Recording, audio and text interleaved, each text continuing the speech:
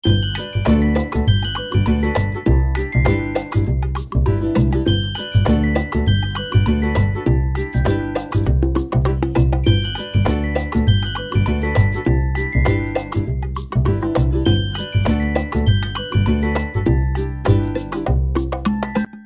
জনাই সকলোকে স্বাগতম জনাইছোঁ মোৰ এটি মিনি ব্লগলৈ। আৰু এই মিনি ব্লগটো হৈছে এটা দুৰ্গা পূজাৰ ব্লগ। আৰু দুৰ্গা পূজা বুলি এইবাৰ কোনো ধৰণৰ বিশেষ একো এটা আয়োজন নাছিলে। এটা বিশেষ কাৰণৰ কাৰণে দেৱী মাৰ আশীৰ্বাদ এইবাৰ ল'ব পৰা নাই আৰু এনেকৈয়ে এইবাৰ দুৰ্গা পূজাটো পালন কৰা হ'ল। সেইকাৰণে তাৰ কোনো ধৰণৰ ভিডিঅ' নাৰাখি অকণমান ছবি স্থিৰ চিত্ৰ মই আপোনালোকৰ লগত শ্বেয়াৰ কৰিব ওলাইছোঁ। আৰু এয়া হৈছে নামশালা পল্লা দুৰ্গা পূজা মহোৎসৱৰ এটা খুব ধুনীয়া আকৰ্ষণ বনাইছে। আৰু এই গছডালেই এটা আকৰ্ষণৰ বিন্দু হৈ পৰিছে ইয়াতে।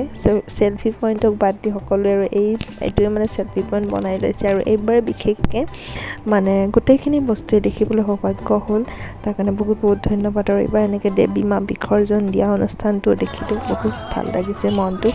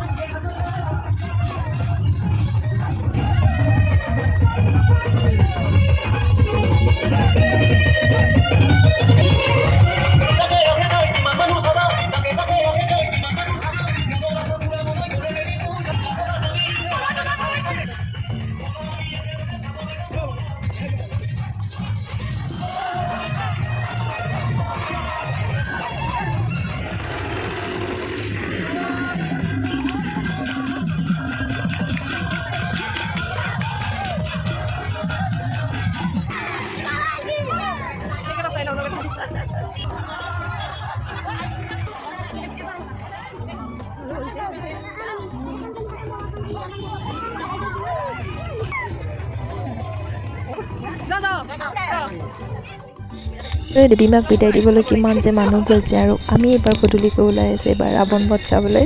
আৰু এইবাৰ নতুনকৈ মানে 2 বছৰ হ'ল, যোৱা বছৰৰ পৰা ৰাৱণ বধ অনুষ্ঠানটো ইয়াত পালন কৰা হৈছে।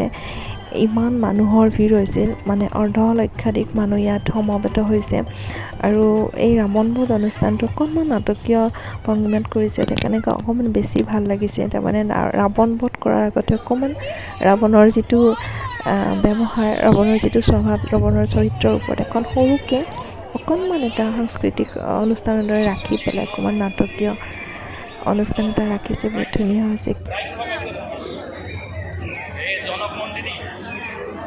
ল'ৰাজনে পৰিৱেশন কৰিলে খুব ভাল লাগিছে, এইকাৰণে ভাল লাগিছে। ল'ৰাকো এইফালে ৰখাবই পৰা নাই, যিমানে গানৰ শব্দ শুনিছে, মিউজিক শুনিছে, সিমানে তাৰ ডেন্সৰ প্ৰকোপটো অকণমান বেছিহে বাঢ়ি গৈছে।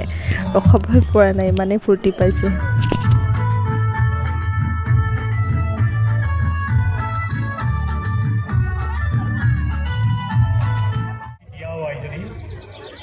ঈশ্বৰে তোমাক মংগল কৰিব।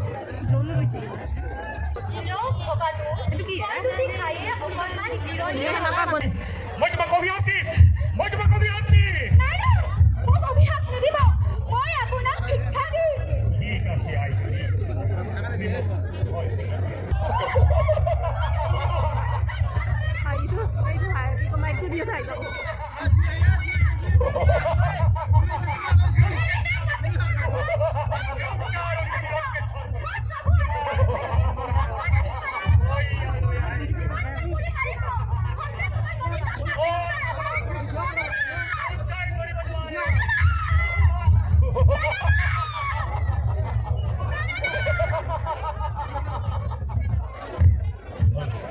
পুনৰবাৰ অভিনৱৰ বিৰোচনে যি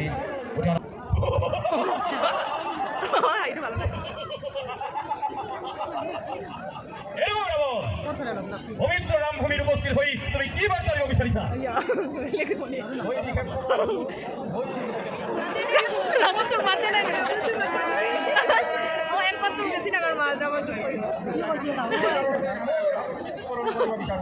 এনেহ'লে তুমি সাজু হোৱা সাজু হোৱা আজি নিখন কৰিম তোমাৰ এই ৰামভূমি উদ্ধাৰ কৰিম সতী উদ্ধাৰ কৰিম মই সাজু হোৱা কি চাই আছা তোমালোকে ঘৰৰে সুৰবিদ্ধ কৰি এই ধৰিত্ৰীৰ পৰা বিদায় দিয়া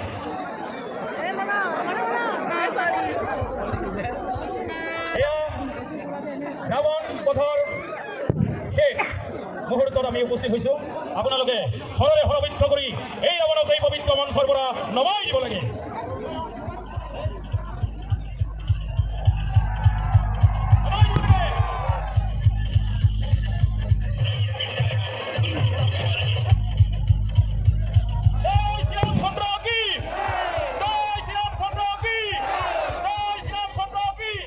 আৰু ইয়াৰ পিছতে আমি এনেদৰে মাটিত বহি লৈ পেলাই ৰাৱণ বধ উপভোগ কৰিলোঁ আৰু এয়া হৈছে আমাৰ ঠগিনী দুটা ঠগিনীটো ইমান বুদ্ধি ইয়াতে নিজৰ ফ্লাছ মাৰি মুক্তিখন বগা কৰি লৈছে আৰু আমি আন্ধাৰে মুন্ধাৰে আমি অকণমান ক'লা হৈয়ে থাকিলোঁ বাৰু যিয়ে নহওক বাৰু কথা নাই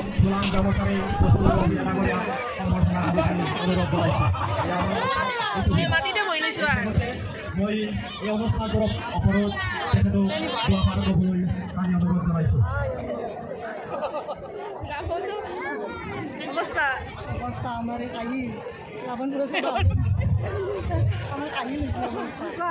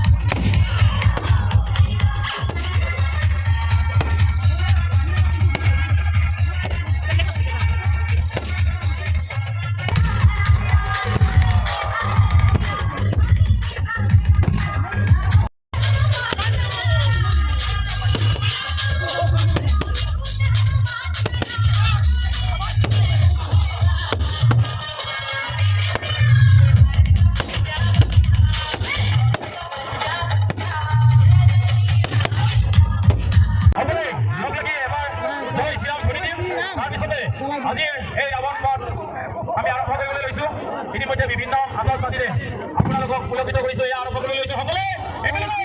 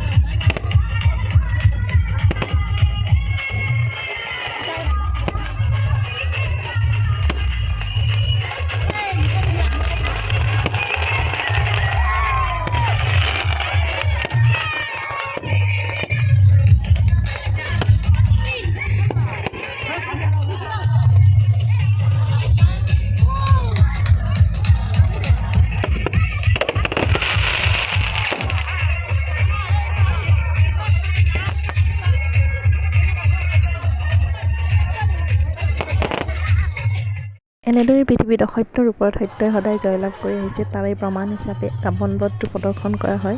যিয়েই নহওক বাৰু, যদি ভিডিঅ'টো ভাল লাগিছে তেনেহ'লে ছাবস্ক্ৰাইব কৰি দিব। আজিলৈ আহিছোঁ, ধন্যবাদ।